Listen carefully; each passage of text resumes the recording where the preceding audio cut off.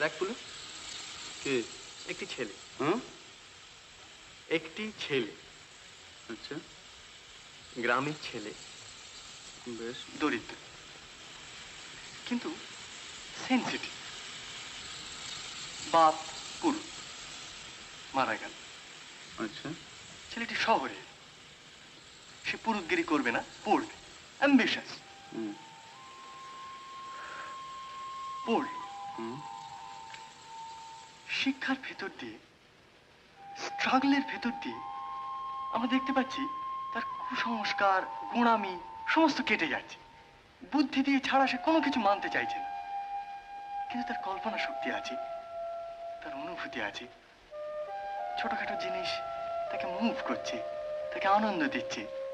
হয়তো তার ভেতরে মহৎ একটা কিছু করার ক্ষমতা আছে, সম্ভাবনা আছে, কিন্তু করছে না। করছে না। কিন্তু সেইটি শেষ কথা না, সেটি ট্র্যাজেডিও নয়।